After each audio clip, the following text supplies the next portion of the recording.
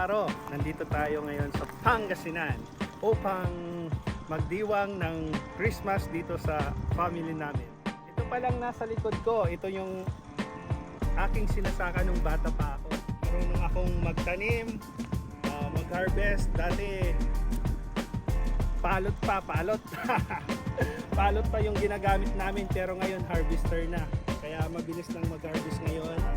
So ngayon tayo magluluto ng special embutido. Ang recipe ito ay matagal ko nang ginagawa.